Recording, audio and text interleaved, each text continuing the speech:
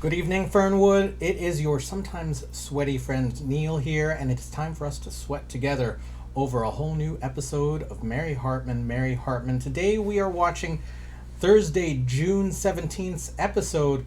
Let's get caught up and we can get ourselves ready for this Thursday mess. Yesterday's mess started with a conversation between George and Charlie about what was going on. They started to catch up while they were making trees for Loretta. Tom comes over, and to George and Charlie's surprise, he's not drunk. Apparently he is going cold turkey on alcohol for a little while. He does not believe he's an alcoholic, but he's trying to prove something to himself. Tom offers his old union position to George and maybe sets off a little bit of anger there. Then back over at the Hartman residence, Mary is getting some crossed signals. She's been disconnected from television and her various phone lines for a couple of days now, and she is feeling very confused. She gets visited by Roberta Wallachek, who she reaches out to about the confusion she's been feeling about specifically Dennis Foley, and asks for some help there. Maybe not the most appropriate help, but in the next scene, Roberta and Dennis get together to talk about what's going on. Roberta gives some straight talk about the way that Dennis has manipulated Mary's feelings and the way that he has played with everyone's emotions as things go on, or at least that's how I feel about it. And then Dennis basically denies that he has any responsibility in it. Then Charlie comes home to find a note that says Loretta has gone off to see Merle to break off things and to maybe give Merle some guidance that he's been wanting. That meeting is what closes our episode yesterday, and that is Merle confessing some stuff, but in a somewhat manipulative way. The episode closes with Merle and Loretta coming to some kind of quiet prayer, and as things settle down, Merle gives a light kiss on Loretta's wrist, and there's no response because, that's when the circle wipe happened. So I think we're going to have to see that come up. I think that's plenty of wrap-up. We haven't heard from the McCulloughs in a little bit, and I'm sure Kathy may show up too, but let's just get started on this episode. Mary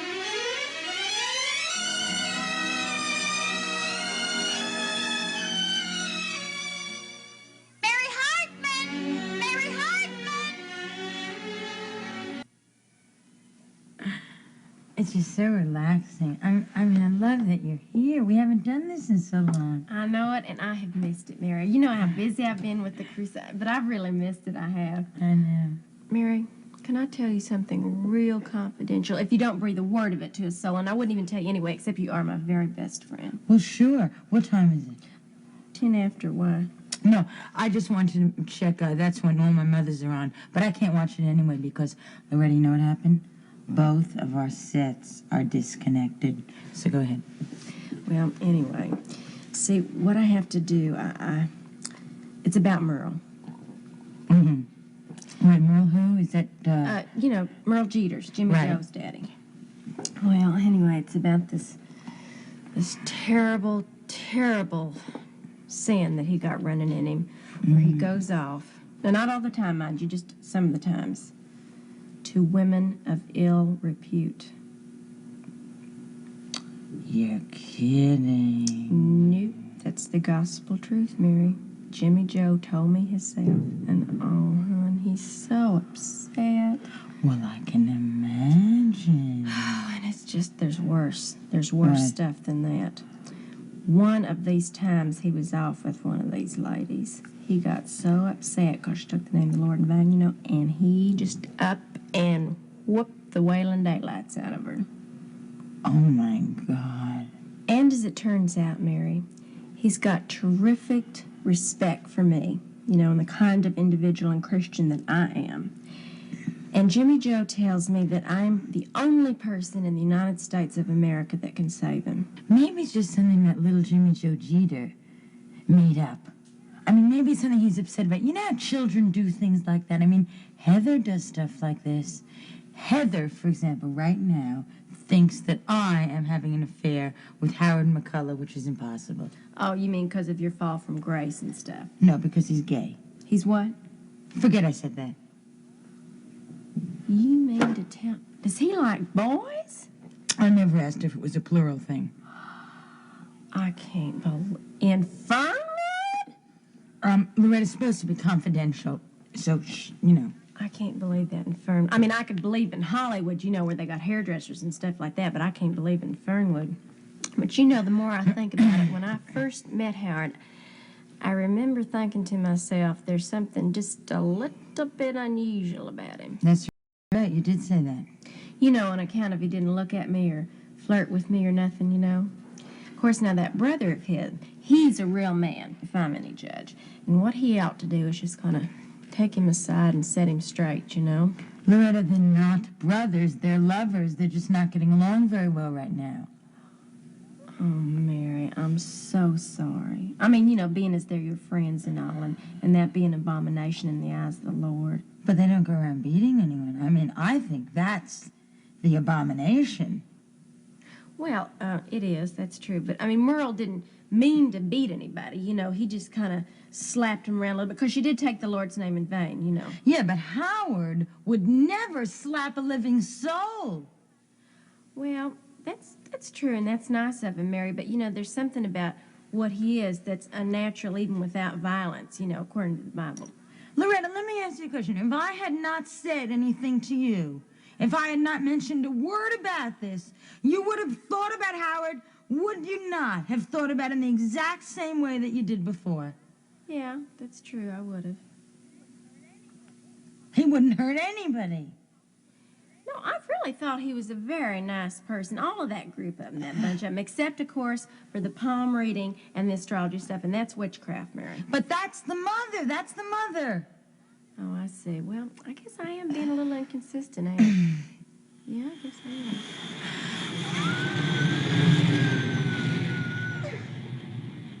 Why don't people use trains anymore? Toy trains. So how do you think you'd help these people? Like, in what way, you know?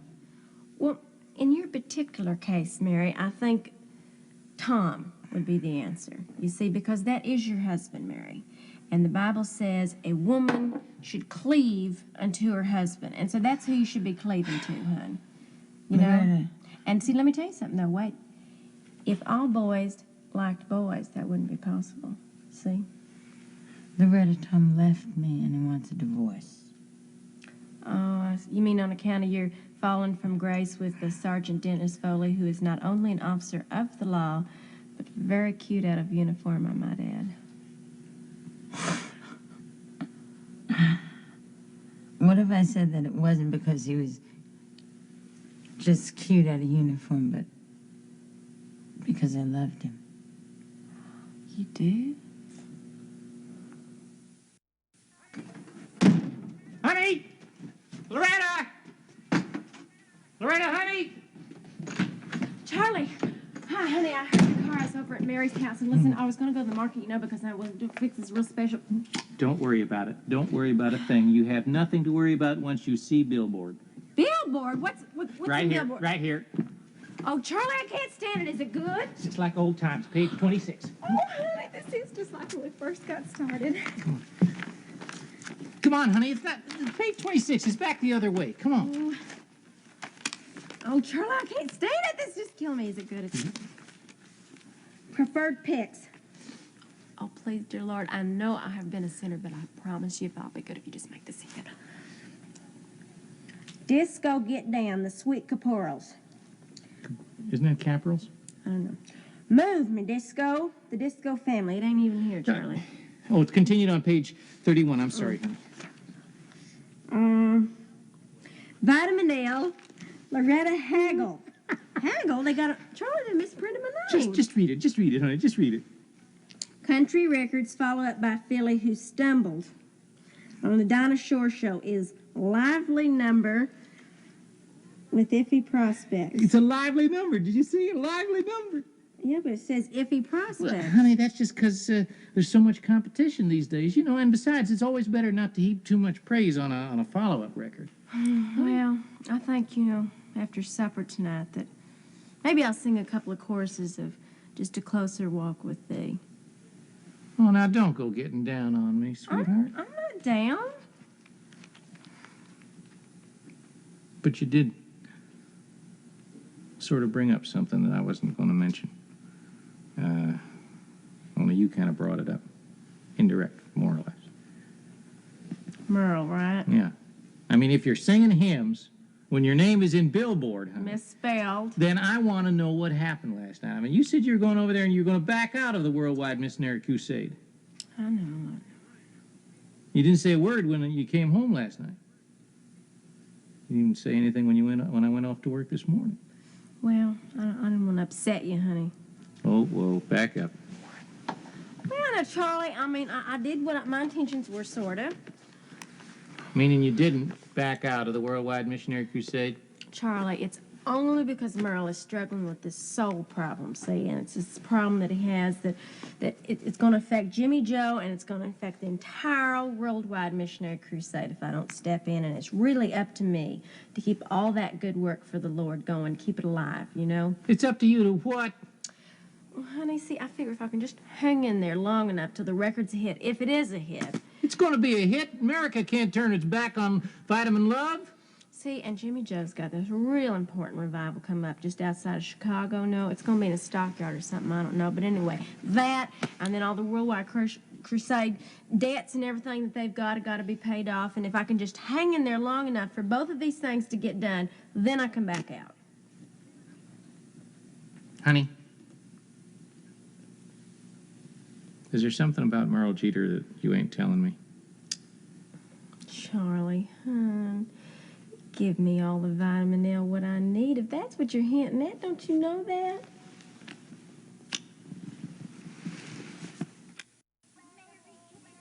Mary, it is incredible, just incredible. A doctor find has found my real father. Wouldn't it be funny, Ma, if they found out that your real father was Grandpa Larkin?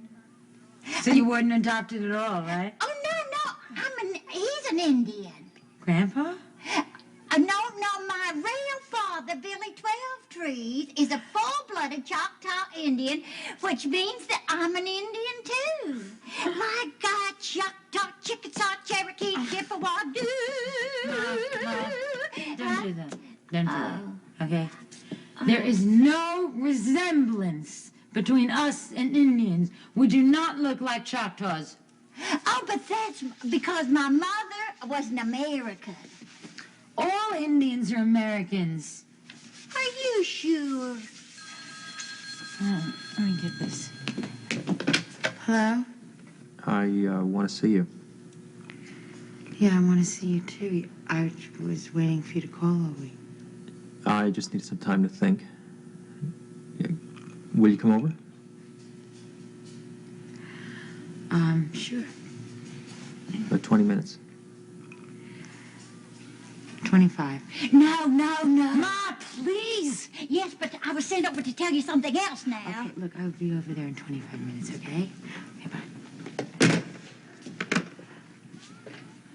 Ma, do not blurt out when I am in the middle of a critical conversation. But it's the search for the typical American consumer housewife. And Kathy called me, and she was going to call you, but they needed her for some millibars or something like that, you see. So I am delivering the message to you, which is, now listen to this, which is that you are one of the finalists. Me? Yes, they are going to send over an interviewer that they have flown in from New York City, and they are going to send him over right away. You mean now? Well, I get, yeah. Is that him? Maybe. Well, Go answer it, Mary. oh, hello? Hi.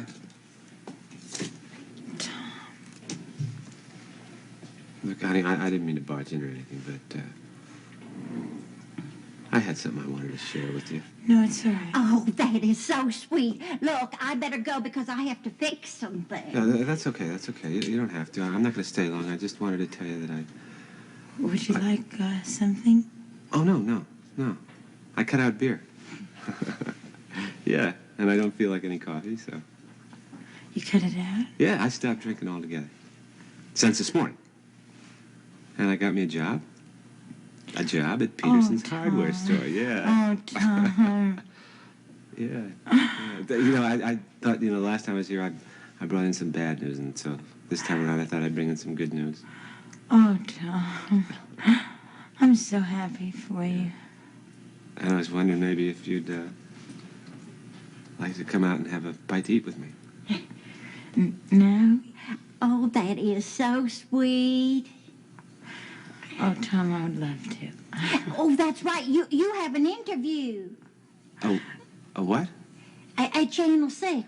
Oh, well, it's something that Kathy set up, but it's nothing. I mean, you know, it's something I can just change, you know. No, don't do that. No, I just have to make a phone call, that's all. To the station? To Dennis. Oh, I'm sorry. Which isn't something Kathy could just change, huh? It's to cancel, Tom. It's just to cancel. Yeah, well, I wouldn't want to louse up your social life or anything, you know. But, Tom, you got a job. I mean, that's really a special occasion. Yeah. You know how to celebrate a special occasion? You have a drink. I'll see you later. Tom, no. Tom, no! Oh, Mary, I could cut my tongue out. Not a bad idea. Too late, but not a bad idea. So it didn't go too good, huh? Nah, it's my fault, though. I just figured I could walk in there and sweep her right off her feet with news of some lousy job in a hardware store. Oh, come on, Tom. It's no attitude. Nah, it don't matter, though. It don't matter. She's busy anyway. Some TV contest, and then she's going out, what's-his-face? Foley, huh? Yeah. You gonna get drunk? I'm gonna have a couple of beers. Doesn't you want to shoot some pool? Nah, I don't want to. Go to a movie? You know what I want to do? What? Hey, we're a couple of red-blooded guys, right? Right. Okay, now if she can do it, I can do it, right? So what do you say we hang around the Capri and see what comes in? Tonight? Yeah. So? Sure. I mean, see what we can pick up, huh? Yeah. Yeah, that sounds good. Yeah. Sure. That's good.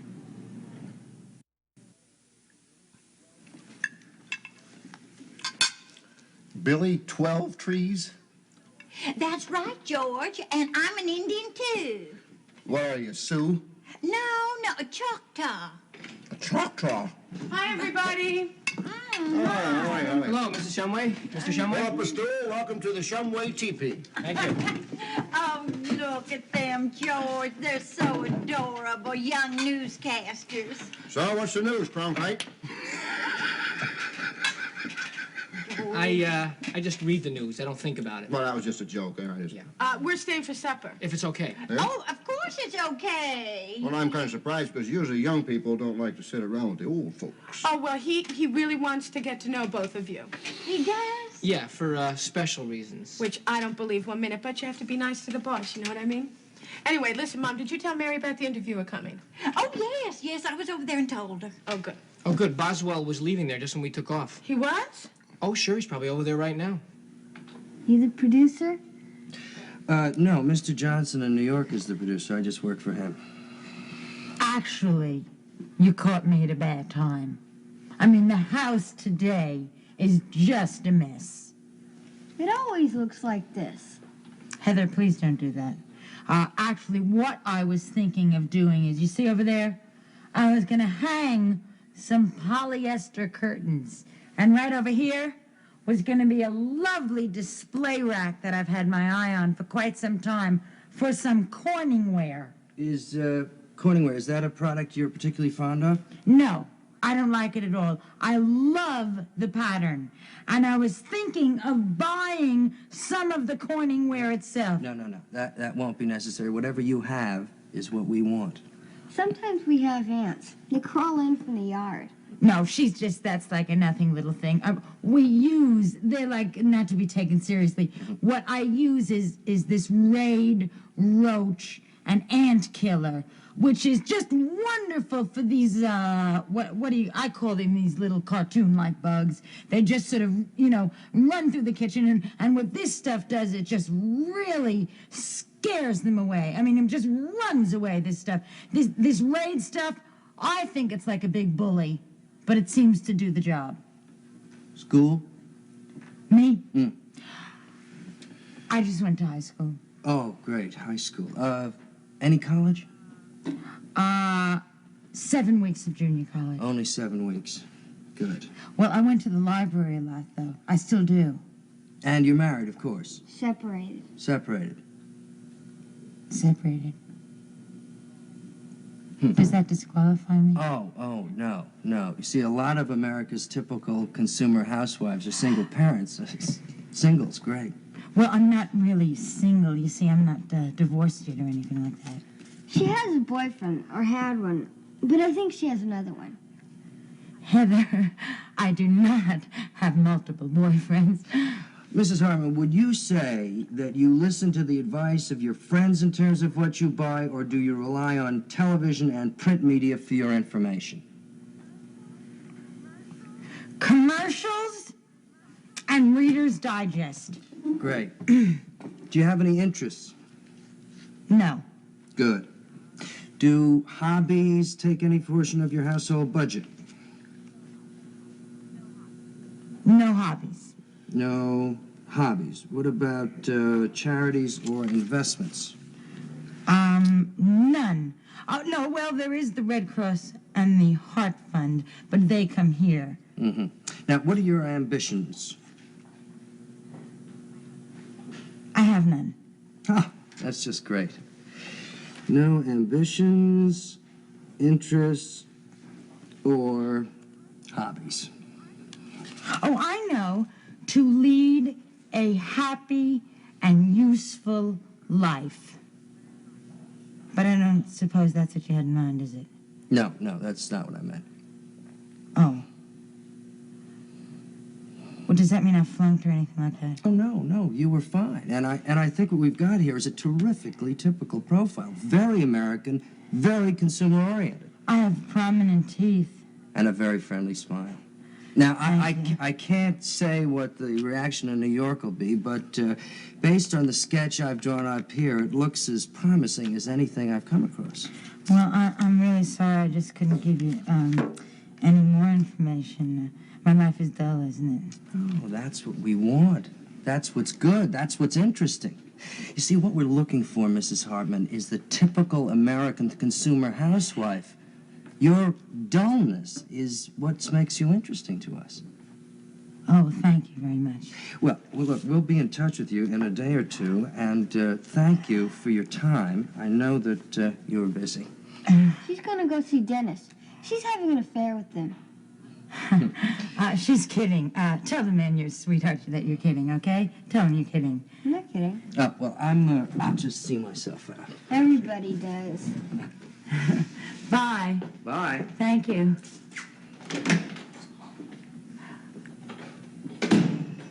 I didn't make this. I know I flunked. I know the man didn't like me. I'm gonna be late for Dennis. Don't push me, Heather. Just don't push me. Your dinner, it's a TV dinner, is in the oven. It's on warm. Power comes by. What should I tell him? Don't be funny, Heather. Just don't be funny. If Daddy...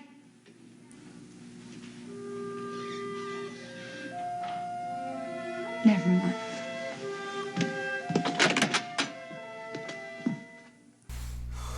There were a lot of beats to cover here, so I'll do my best, but if I forget anything, forgive me. So Mary outed Howard and Ed to Loretta, who is predictably homophobic about them. And I think maybe that's a question... I think that's the first actual homophobic response I've seen on this show. So we see more support for our Howard and Ed than otherwise. But yeah, to compare to compare, well, to call them an abomination is really sick to me. And maybe that's, I understood that it's fairly evangelist as far as the show has presented her, but wow, I just didn't see that. And she is incredibly forgiving to Merle for the gross behavior that he has displayed. Not, again, I'm okay with going to see a sex worker and engaging them in business. Of course, the hypocrisy is one thing, but then also to forgive Merle for slapping a prostitute, that's, yeah, I'm not down with that. I am not okay with that at all. And it's all in the system of religion that she's in. I maybe can't get into a big discussion of that. I'm no scholar, but I believe that what Loretta is defending is worse, much like Mary said, is worse than what she's attacking. So that's where I stand on that. Then we get a catching up scene with Charlie and Loretta about what happened at the motel, and Loretta is not pulling out of the Universal Mission Crusade after all. And again, she's sticking with Merle a lot more than she should.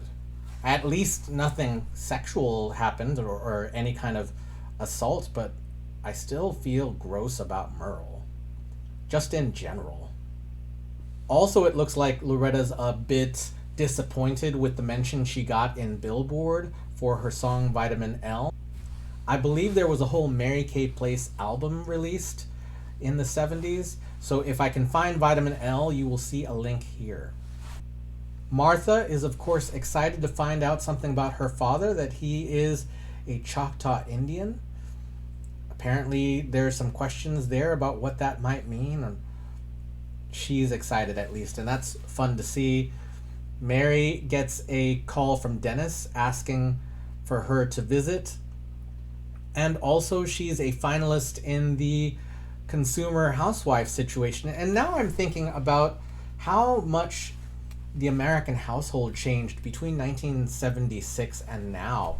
I think I couldn't even name someone who was a housewife in my personal experience. Like, I think by the 1980s, I feel like that institution of the housewife went away. So I'm very curious to see what the modern adaptation will bring to that role there. Like, will Mary be a housewife? You know, I don't know what that is. And then at the door, Tom comes in looking as clean cut as ever. Really, Mary is excited to see him, but she has a lot going on, and she, I think, would be willing to make room for Tom, but Tom's emotional reaction to finding out what was going on in Mary's life was to just run. And it's really unfortunate. And I don't blame anyone here. That's just emotions. I feel like Tom has the emotional reaction. Mary has the emotional reaction. She just had some circumstances that were a bit more complicated than Tom was ready for. And then Tom being off the wagon was very short-lived. So we see him drinking with Ed McCullough, and so it looks like Tom and Ed are going to stick around the bar and try to pick up, if you know what I mean. So regular commenter Ken Givens had some ideas about what it might mean for Tom to find out that Ed and Howard were gay men, and I think this scenario may put that discovery in an imminent position. I think that we may find out something about that, maybe even tomorrow. Before we get to tomorrow's episode, though, why don't we finish out today? At the Shamways, we get a visit from Kathy and Cleet Meisenheimer, who wants to get closer to Kathy's family. Maybe it's a friendship thing. It seems a little bit gross, but, you know, sometimes you just get friendly. I don't know. Let's see how that unfolds. Then we see Mary and Heather with the interviewer, who really, I think, sparked this question about what it means to be a housewife to me. And like I said, I don't even know anyone that is a housewife, or maybe I don't even know anyone who was raised by a housewife, or in my modern day, right? Like in my adult life, I can't think of a housewife in my personal adult life, or even like a friend of mine. I couldn't think of someone who was raised by someone who was a housewife, and that maybe I don't know my friends' lives that much, but so Mary is not ambitious, she does not have a vision for the future for herself. She does not have hobbies, and that's okay as far as being a housewife is concerned. I guess we will see what that means, and I think she's going off to see Dennis because things are complicated enough. So, that was our Thursday episode this week. Thank you for sticking around, and we will see you tomorrow in Fernwood.